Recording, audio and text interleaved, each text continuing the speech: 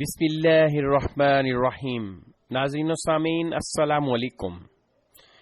آپ کی خدمت میں غازیان اسلام کی عظیم داستان کا اگلا حصہ یعنی قسط نمبر 17 پیش ہے۔ آئیے دیکھتے ہیں آگے کیا واقعات رونما ہوتے ہیں۔ ڈویان بہت غصے میں تھا۔ ارطغرل کے بھاگ جانے پر اس نے اپنے کئی سپاہیوں کو موت کے گھاٹ اتار دیا تھا اور تنگوت کو آخری موقع دیتے ہوئے اس کی جان بخش دی تھی۔ اس وقت بھی وہ تنگوت اور باچھو کے ساتھ تھا۔ زخمی ارطغرل کا یوں اتنے سپاہیوں کے درمیان سے بھاگ جانا کوئی عام بات نہیں تھی۔ کوچبش گلداروں کی حمایت حاصل کرنے میں کامیاب ہو گیا ہے۔ اس نے ہوشیاری سے کام لیا ہے۔ بوٹلو موت کا مستحق تھا۔ اس کے علاوہ کچھ اور بھی خبریں ہیں، نویان نے کہا۔ کیسی خبریں نویان؟ تنگوت نے پوچھا۔ مہردین کی بیٹی گونچا گل کونیا سے آ رہی ہے۔ تیمور اور گلداروں اسے لینے کے لیے ہرپوت جائیں گے اور ہمارے لیے شکار بن جائیں گے، نویان نے بتایا۔ اور ارطغرل، اس کا کیا ہوگا؟ اگر جرگے کا فیصلہ اس کے خلاف آ جاتا ہے، ہمیں کچھ کرنے کی ضرورت نہیں۔ دوسرے ترکوں کی طرح وہ بھی ایک دوسرے کے آمنے سامنے ہوں گے، نویان نے اسے تسلی دی۔ اسی وقت چند منگول سپاہی حمزہ کو گرفتار کر کے وہاں لے آئے۔ جب حمزہ کی آنکھوں سے پٹی کھولی گئی تھی، وہ نویان کا اصل روپ دیکھ کر حیران رہ گیا۔ آپ، وہ صرف اتنا ہی کہہ پایا تھا۔ ترک جنگجو حمزہ، میری دنیا میں خوش آمدید، نویان نے کہا تو وہ حیران پریشان تنگوت اور باچھو کی طرف دیکھنے لگا۔ جب سپاہی اسے چھوڑ کر چلے گئے تو حمزہ بولا، تم یقیناً نویان ہو؟ ہاں، صحیح پہچانا میرے جوان۔ کیا چاہتے ہو مجھ سے؟ تم مجھے قتل کیوں نہیں کرتے؟ حمزہ نے کہا، مجھے تم جیسے بہادر جنگجوؤں کی ضرورت ہے۔ تم چاہتے ہو کہ میں اپنے قبیلے سے غداری کروں، کیا ایسا ہے؟ نہیں، میں تمہیں کئی جاں بازوں کا سپہ سالار بننے کا موقع دوں گا، نویان نے پیشکش کی۔ یہ کیسے ہو سکتا ہے؟ حمزہ کی آنکھوں میں چمک سی آ گئی تھی۔ اگر کئی قبیلہ علاؤالدین کی بجائے اوختائی خان کی حکمرانی کے تحت کام کرے تو ہم تمہارے لوگوں کو نیست و نابود نہیں کریں گے۔ اوختائی خان کی فوج میں تمہیں عظمت اور مال غنیمت دونوں ملیں گے۔ میں تم کو خوبصورت ترین لڑکیاں، بہترین تلواریں اور تیز رفتار گھوڑے دوں گا۔ میں تمہیں اس بڑی فوج کا سپہ سالار بناؤں گا جو پوری دنیا فتح کرے گی۔ پیشکش اتنی پرکشش تھی کہ حمزہ سوچ میں ڈوب گیا تھا۔ اور اگر میں انکار کر دوں تو؟ اس نے کہا، تمہارا گھوڑا اور تلوار تمہارے انتظار میں ہے۔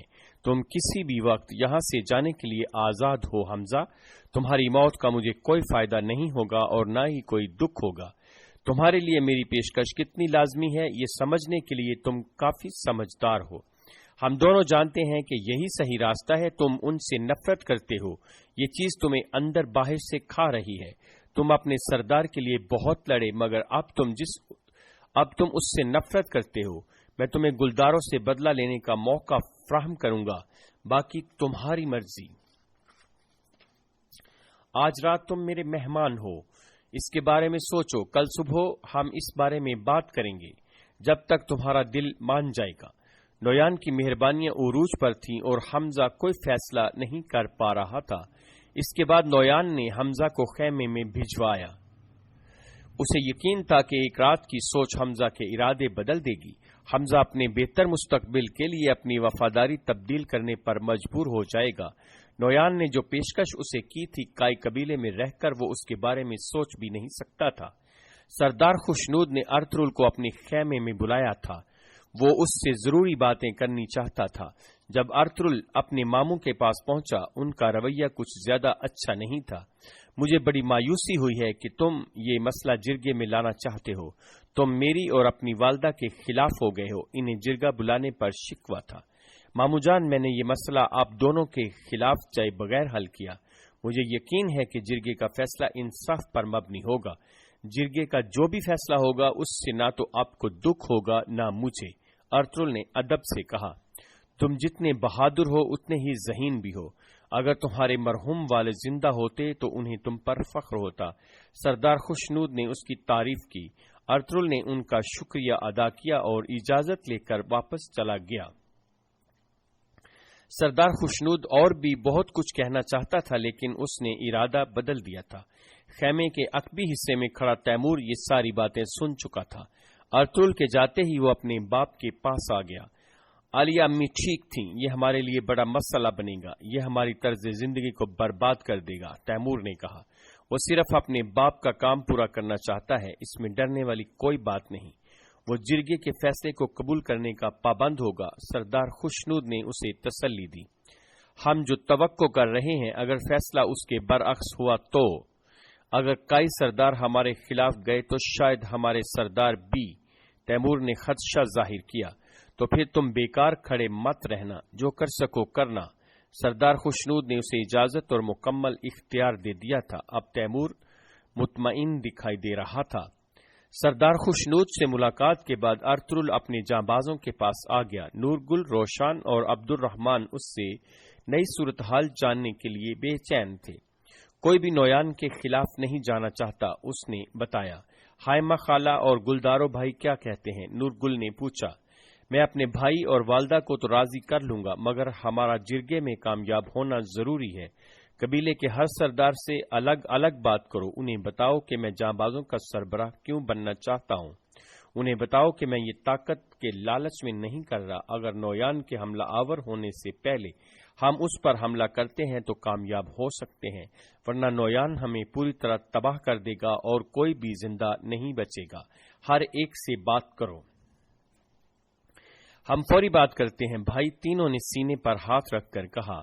عبد الرحمن، تمہیں ایک کام کرنا ہے، میں تمہیں نویان کی طرف جاسوس بنا کر بھیجوں گا۔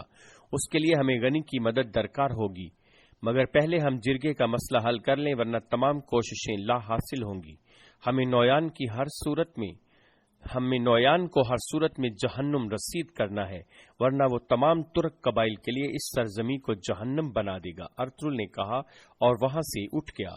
دونوں قبیلے اپنی اپنی کوششوں میں مصروف تھے۔ ارطغرل کے ساتھی قبیلے کے سرداروں سے مل رہے تھے تو تیمور بھی سرداروں کو قائل کرنے کے لیے میدان میں آ گیا تھا۔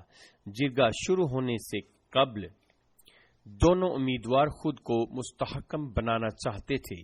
اسی دوران عالیہ خاتون طبیبہ کے ذریعے یہ راز معلوم کرنے میں کامیاب ہو گئی تھی کہ ارطغرل کا ہاتھ زخمی ہے اور وہ تلوار تھامنے کے قابل نہیں رہا۔ یہ بہت اہم خبر تھی، اس بنیاد پر وہ آسانی سے ارطغرل کو شکست دے سکتے تھے۔ چنانچہ تیمور نے ارطغرل کی اس کمزوری سے فائدہ اٹھانے کا فیصلہ کر لیا۔ یہی بات حلیمہ سلطان نے حائمہ خاتون کو بھی بتا دی کہ نویان نے ارطغرل کے ہاتھ میں کیل ٹھونک کر اس کا ہاتھ زخمی کر دیا ہے، اب وہ عرصے تک تلوار نہیں تھام سکے گا۔ یہ سن کر حائمہ خاتون بھی بہت پریشان ہو گئی تھیں۔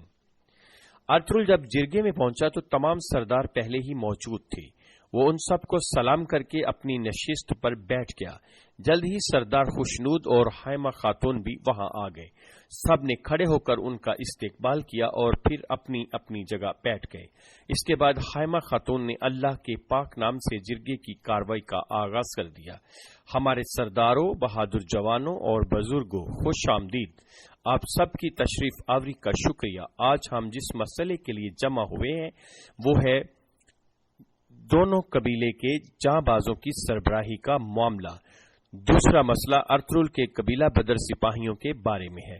سردار خوشنود کی اجازت سے میں جرگے کا باقاعدہ آغاز کر رہی ہوں۔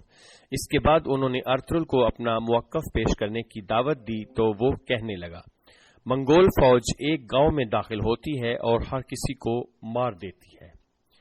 بچے، بزرگ، عورتیں کسی میں کوئی امتیاز نہیں کرتی۔ لوگ ان سے ڈر رہے ہیں۔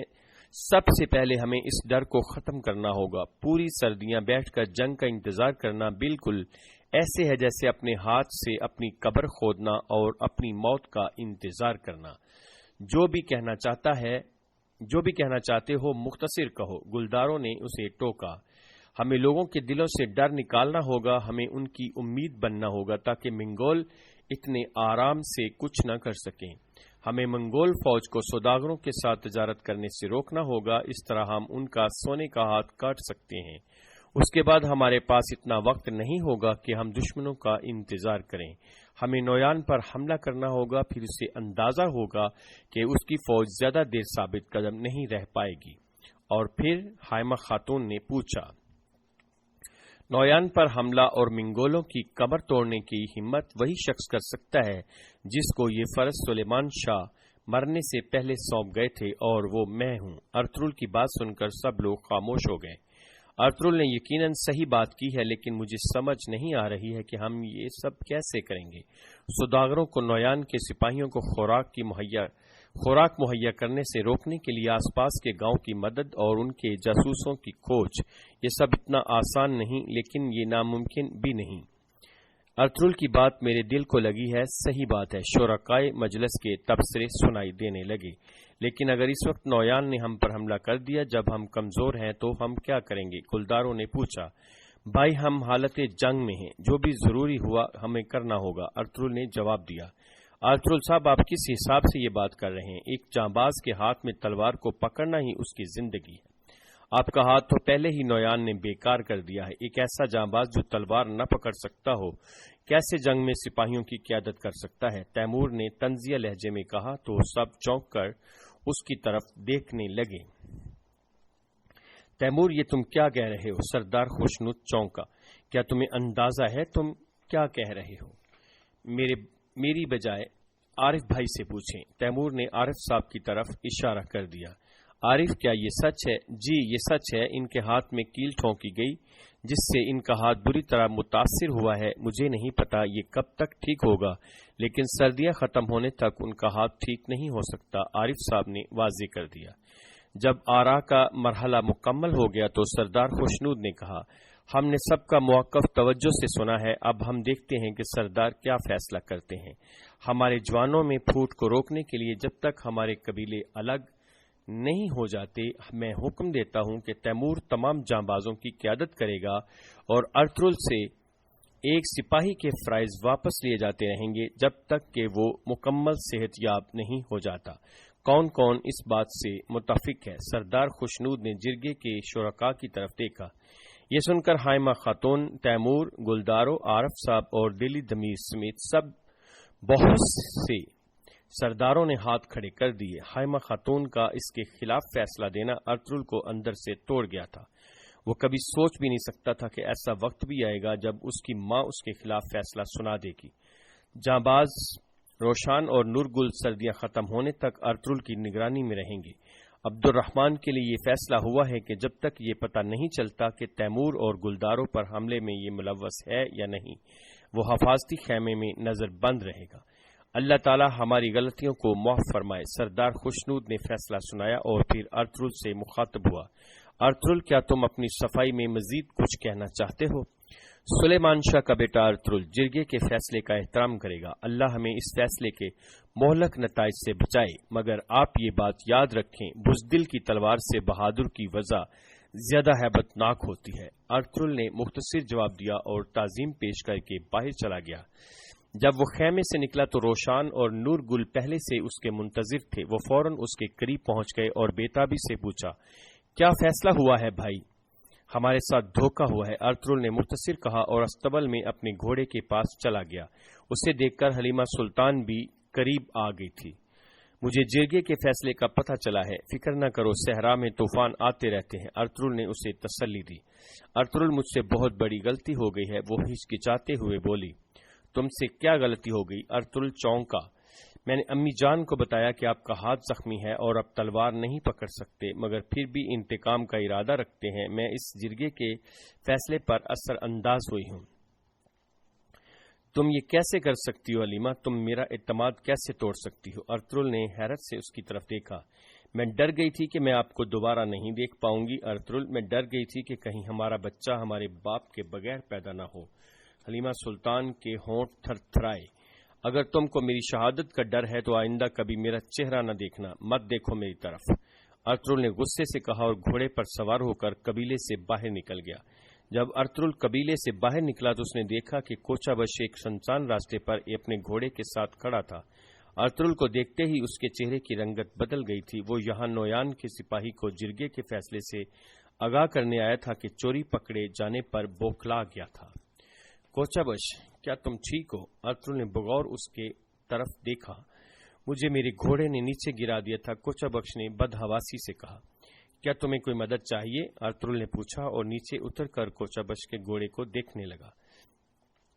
کیا تمہیں یقین ہے کہ تم جان بوجھ کر نہیں گرے؟ اس گھوڑے کو دیکھ کر نہیں لگتا کہ اس نے کسی کو گرایا ہوگا۔ جہاں تک میں نے سنا ہے تمہارا اب جاں بازوں کے معاملے سے کوئی لینا دینا نہیں۔ سلیمان شاہ کا بیٹا ہونا تمہیں بچا نہ سکا، نہ ہی صلیبیوں کے خلاف فتح تمہارے کام آئی۔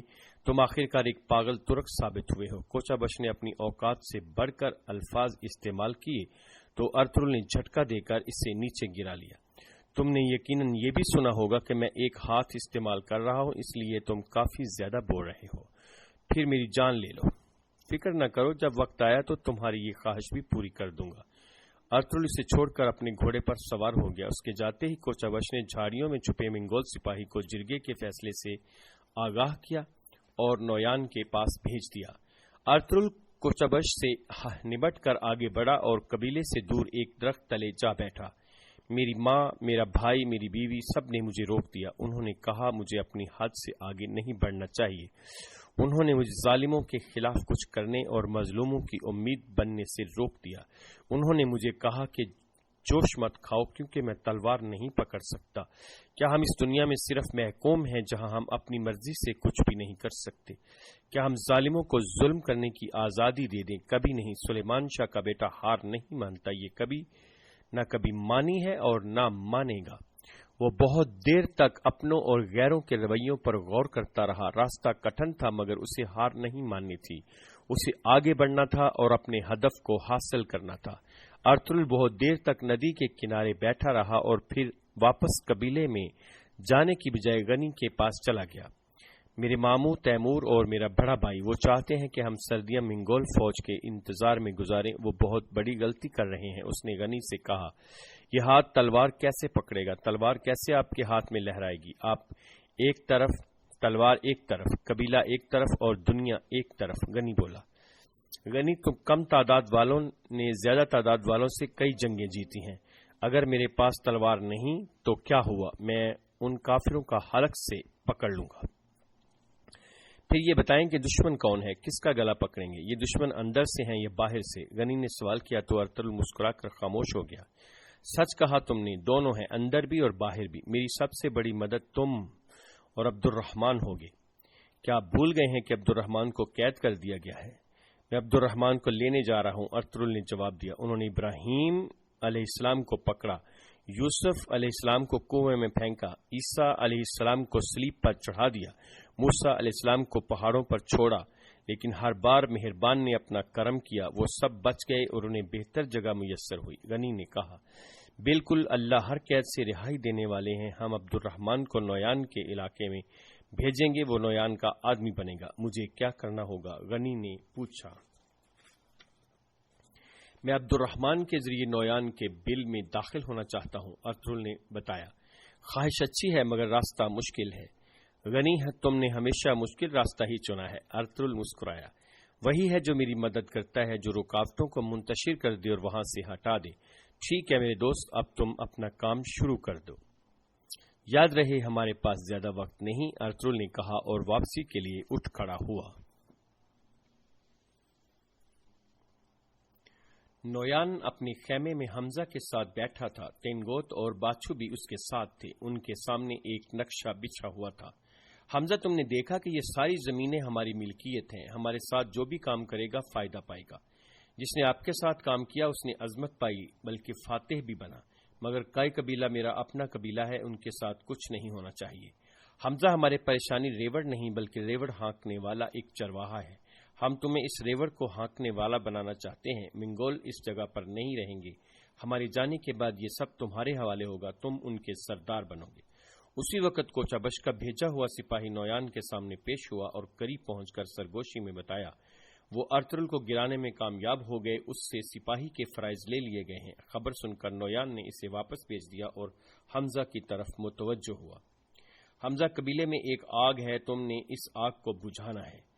میں تمام عظیم روحوں کی قسم کھاتا ہوں کہ یہ قبیلہ تمہارا ہوگا۔ نویان نے یقین دلایا تو حمزہ نے اسبات میں سر ہلا دیا اور اٹھ کر خیمے سے باہر چلا گیا۔ حمزہ، ٹھیک جا رہا ہے، لیکن ہم کس لیے اتنے وقت سے یہاں ہیں؟ ہم شکار کے لیے کیوں نہیں جاتے؟ تینگوت نے کہا، شکار کو تھوڑا اور زندہ رہنے دو تاکہ ہمیں شکار کا اور زیادہ مزہ آئے۔ نویان نے تینگوت سے کہا اور اسے بھی جانے کا اشارہ کر دیا۔ نویان کی توجہ کا محور اس وقت حمزہ تھا اور وہ اسی کے بارے میں سوچ رہا تھا۔ شام کے وقت حمزہ نویان کے سپاہیوں کو تلوار بازی کی مشق کرتے دیکھ رہا تھا کہ نویان پھر اس کے پاس آ گیا۔ حمزہ نے ایک نظر اس کی طرف دیکھا اور گہری سانس لیتے ہوئے بولا، تم نے ہر جگہ جلا کر راکھ کر دی، ظلم سے کچھ اچھا نہیں ہو سکتا۔ حمزہ، ہم ظالم نہیں ہیں، ہم نے ان کی زندگیاں ختم کر کے ان کو عزت دی۔ نویان نے کندھے اچکائے۔ تمہاری جنگ کب تک جاری رہے گی؟ حمزہ نے پوچھا۔ ایسے جیسے پوری دنیا میں صرف ایک آسمان ہے، ہم تب تک یہ جنگ جاری رکھیں گے جب تک پوری دنیا میں ایک حاکم نہیں ہوتا۔ حمزہ، وہ دن ایسا ہوگا جب ساری دنیا میں امن اور خوشیاں ہوں گی۔ نویان بہت پر امید تھا۔ تمہاری فوج میں کافی ترک ہیں؟ حمزہ نے سوال کیا۔ میری ماں بھی ترک تھی، اور اس حیثیت سے ہم دونوں بھائی ہیں۔ نویان نے اس کے کندھے پر ہاتھ رکھا۔ پھر تم نے کئی قبیلے پر حملہ کیوں کیا؟ ارطغرل کو حاصل کرنے کے لیے ہم اسے اناتولیہ کا حاکم بنانا چاہتے تھے، مگر اب اس کی جگہ تم ہو۔ حمزہ، یہ مت بھولنا کہ خون بہائے بغیر انسانیت کو بہتری کی طرف نہیں لایا جا سکتا۔ فاتح بننے کے لیے گردنیں کاٹنی ہی پڑتی ہیں، نویان نے کہا اور آگے بڑھ گیا۔ جب سے ارطغرل ناراض ہو کر گیا تھا، حلیمہ سلطان بہت اداس اور پریشان تھی۔ اس نے یہ سب اپنی محبت میں کیا تھا، لیکن شاید وہ بھول گئی تھی کہ ارطغرل ایک سپاہی ہے اور سپاہی کو اپنی تلوار اور گھوڑے سے بہت محبت ہوتی ہے۔ اس وقت بھی وہ سوچ میں گم تھی کہ حلیمہ خاتون اس کے پاس آ گئی۔ کیا ارطغرل کا کچھ پتہ چلا؟ نہیں امی جان، اس نے نفی میں سر ہلا دیا۔ جب وہ چھوٹا بچہ تھا تب بھی ایسا ہی تھا، جس چیز کو چاہتا تھا اس کو حاصل کرنے کی تگ و دو میں لگ جاتا تھا۔ جب تک اسے اس کی من پسند چیز نہ مل جائے اس نے کبھی ہار نہ مانی۔ وہ ہمیشہ دوسروں کو راضی کر لیتا تھا۔ آج میں نے اس کی آنکھوں میں منگولوں سے انتقام کی آگ دیکھی ہے۔ اتنے تشدد کے بعد کوئی بھی زندہ نہیں رہ سکتا تھا، مگر وہ کسی طرح واپس آنے میں کامیاب ہو گیا۔ اگر میں اس سے متفق ہو جاتی تو اپنی جانبازوں کے ساتھ منگولوں پر ٹوٹ پڑتا۔ اس کی حالت ایسی نہیں کہ وہ لڑ سکے، منگول ان سب کا خاتمہ کر دیتے۔ حلیمہ بیٹی، میرا دل اب اور درد نہیں سہ سکتا۔ میں بھی خوف زدہ تھی امی جان، پہلی دفعہ مجھے انہیں کھو دینے کا ڈر تھا، حلیمہ نے جواب دیا۔ جرگے میں سردار بھی منگولوں سے خوف زدہ ہیں، لوگ پریشان ہیں۔ انشاءاللہ سلطان علاء الدین کی فوج آئے گی اور جلد ہماری مدد کرے گی انشاءاللہ، حلیمہ نے زیر لب کہا اور حلیمہ خاتون واپس چلی گئی۔ فیصلے کے مطابق عبد الرحمن کو گرفتار کر لیا تھا، لیکن اس فیصلے سے احتجاج کرتے ہوئے روشان اور نور گل نے تیمور کی سربراہی میں کام کرنے سے انکار کر دیا تھا۔ تیمور انہیں سبق سکھانے کا فیصلہ کر چکا تھا، لیکن گلدارو ایک مرتبہ پھر روشان اور نور گل کے سامنے ڈھال بن گیا تھا۔ تیمور شدید غصے کی حالت میں تھا کہ عالیہ خاتون بھی جلتی پر تیل ڈالنے کے لیے وہاں آ دھمکی۔ تم نے خود کو اپنے ہی غصے کا قیدی بنا لیا ہے، میرے غصے کو بڑھاوا مت دیں اور خاموش ہو جائیں، تیمور نے سخت لہجے میں جواب دیا۔ تمہیں اپنے غصے کو قابو میں کرنا چاہیے، ایک غسیلے گیدڑ کی طرح مت پیش آؤ، بلکہ صبر سے اسے دشمنوں پر استعمال کرنے کے لیے رکھو۔ اب کیا باتیں کر رہی ہیں امی جان؟ ارطغرل یہاں ہے۔ اس کے جانبازوں نے سب کے سامنے میرا حکم ماننے سے انکار کر دیا، انہوں نے میری عزت خاک میں ملا دی، وہ میرے خلاف ہو گئے۔ ان کی تمام حرکتوں کے باوجود میں پرسکون رہا۔ میں اپنے بھائی گلدارو کے لیے چپ تھا، میں چپ تھا اپنے بابا کے لیے۔ غصے کی وجہ سے تمہیں اپنی جیت دکھائی نہیں دے رہی، تمہیں ارطغرل اور اس کے جانبازوں سے نجات مل گئی، اب ان کو کچلنا تمہارے لیے اور بھی آسان ہو جائے گا۔ تیمور، تم نے ایک عظیم فتح حاصل کی ہے، ارطغرل کو ناکارہ ثابت کر کے تم جیت گئے ہو۔ امی جان، کیا آپ سمجھتی ہیں کہ یہ فتح ہے؟ ہر وہ عمل جیت ہے جو تمہیں منزل کے قریب لے جائے۔ بہت جلد اس فتح کی تکمیل روشنی سے شادی کی صورت میں ہو جائے گی، اس کے بعد دونوں قبیلے تمہاری بات رد نہیں کر سکیں گے۔ عالیہ خاتون نے اسے سمجھایا تو وہ خاموش ہو گیا۔ ارطغرل نے قبیلے میں واپس آتے ہی عارف صاحب سے اپنے ہاتھ کا زخم صاف کروایا۔ عارف صاحب بھی اس کی دلی کیفیت سے آگاہ تھے۔ سردار، آپ کا دل بھی آپ کے ہاتھ کی طرح زخمی ہے۔ عارف بھائی، میرا ہاتھ اور دل دونوں ان ظالم منگولوں کے خلاف مقابلہ کریں گے، لیکن میرا قبیلہ کام نہیں کر سکتا۔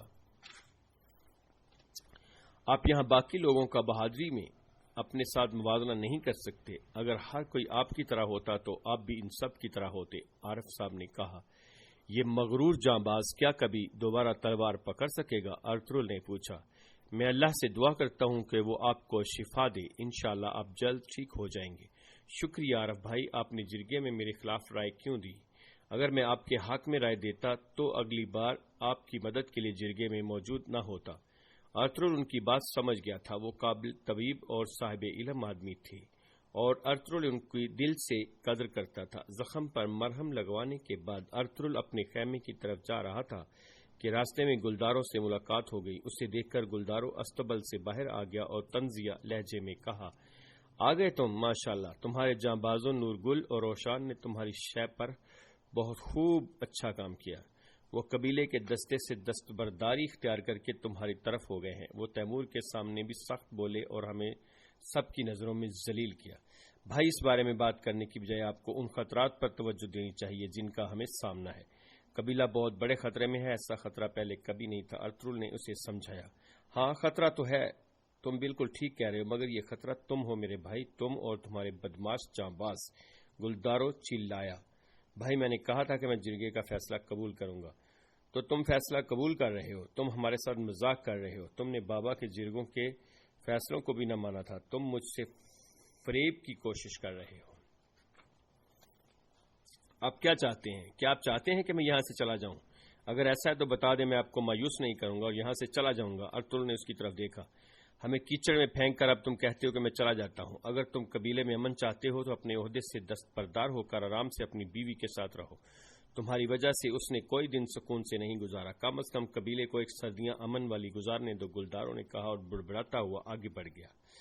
ارطغرل اپنے خیمے میں پہنچا تو حائمہ خاتون بھی حلیمہ کے پاس موجود تھی۔ ارطغرل آگے بڑھا اور خاموشی سے ماں کے پاس جا بیٹھا۔ مجھے معلوم ہے کہ تم مجھ سے ناراض ہو۔ امی جان، میں آپ سے کیسے ناراض ہو سکتا ہوں؟ میری ایک زندگی ہے اور میں نے یہ آپ پر قربان کر دی۔ ارطغرل نے جواب دیا، شاید مجھ سے غلطی ہوئی ہو بیٹا، جب میں نے اپنا ہاتھ اٹھا کر تمہارے خلاف رائے دی تو اس سے دوسرے سرداروں کو تقویت مل گئی۔ امی جان، اب اس بارے میں سوچنے کا وقت گزر گیا۔ ہم بہت درد سہ چکے، اتنا درد کہ عظیم سلیمان شاہ کا قبیلہ ایک دوسرے قبیلے میں پناہ گزین کے طور پر ہے۔ میرے بھائی اور آپ نے غلط فیصلہ کیا۔ ارطغرل نے شکوہ کیا، ہمیں کرنا پڑا بیٹا۔ ہاں شاید، مگر اس فیصلے کی قیمت جو آپ نے طے کی، جب اس کو چکانا پڑا تو ہم سب بہت پچھتائیں گے۔ یہ سن کر حائمہ خاتون کی آنکھوں میں آنسو آ گئے۔ انہوں نے اپنے بیٹے کا زخمی ہاتھ پکڑ کر بولا، میں تمہیں اور قبیلے کو کیسے اس ہاتھ کے ساتھ خطرے میں ڈال سکتی ہوں؟ میں ماں ہوں تمہاری اور میری مجبوری سمجھو۔ ارطغرل نے ماں کی ہتھیلی پر بوسہ دیا اور بولا، ایک ماں کا حق اور سرداری آپ کی ہے، میں آپ کے حکم کا تابع ہوں، لیکن امی جان، میں جانتا ہوں کہ میں کیا کر رہا ہوں، آپ فکر نہ کریں، میں آپ کے راستے میں نہیں آؤں گا، مگر آپ کو بھی میرے راستے میں نہیں آنا چاہیے، ورنہ میری اس قبیلے میں کوئی جگہ نہیں، میں یہاں سے چلا جاؤں گا، آپ کو یہ سمجھ لینی چاہیے بات۔ ارطغرل نے دو ٹوک الفاظ میں کہا اور جواب کا انتظار کیے بغیر وہاں سے اٹھ گیا۔ باہر میدان میں دہلی دمیر، روشان اور نور گل اس کے منتظر تھے۔ وہ ان کے پاس گیا اور سخت لہجے میں کہا، میں نے سنا ہے کہ تم لوگوں نے ایک سپاہی ہونے کے فرائض سے دستبرداری کا اعلان کر دیا ہے۔ بھائی، ہم نے یہ آپ کے مشورے کے بغیر کیا، معاف کر دیں ہمیں۔ روشان نے سر جھکا لیا، چاہے وہ مجھے قبیلے سے باہر پھینک دیں یا مجھے پھانسی پر لٹکا دیں، انہیں معلوم ہونا چاہیے کہ ہم آپ کے ساتھ ہیں۔ نور گل نے کہا۔ ارطغرل نے انہیں گلے سے لگا لیا اور ان کے پاس بیٹھ گیا۔ اگر ہم ہمیشہ اکٹھے ہیں تو تیاری کرو، ہمارا پہلا کام عبد الرحمان کو جیل سے آزاد کرانا ہے۔ یہ سن کر تینوں کے چہرے کھل اٹھے تھے۔ بھائی، ہم تیار ہیں، نور گل نے کہا، لیکن ایسا لگے جیسے عبد الرحمان خود بھاگا ہے۔ ارطغرل نے ہدایت کی۔ اس کے بعد وہ انہیں اپنے منصوبے سے آگاہ کرنے لگا، پھر دہلی دمیر کی طرف متوجہ ہوا اور بولا، آپ میرے لیے ایسی چیز بنائیں جو میرے ہاتھ کی زرہ ہو، جو میرے کمزور ہاتھ کو طاقت دے۔ ارطغرل، میں ایسی چیز ضرور بناؤں گا جو آپ کو بہت مضبوط کر دے گی۔ دہلی دمیر کا جوش دیکھ کر وہ تینوں بھی مطمئن ہو گئے۔ وہ دہلی دمیر کی مہارتوں سے خوب واقف تھے۔ وہاں سے ارطغرل قید خانے میں عبد الرحمان سے ملنے چلا گیا۔ ہم تمہاری بھاگنے میں مدد کریں گے، تیار رہنا اور انتظار کرو۔ تمہیں جیل میں بند کرنا ہمارے لیے فائدہ مند ہوا، جب تم نویان کے ساتھ وفاداری کا عہد کرو گے تو یہ اور معقول لگے گا۔ بہتر میرے سردار، عبد الرحمان نے کہا۔ وہاں سے ارطغرل حلیمہ سلطان کے پاس آ گیا۔ وہ اس بات پر پشیمان تھی کہ اس نے حائمہ خاتون کو ارطغرل کے زخمی ہاتھ کے بارے میں کیوں بتا دیا۔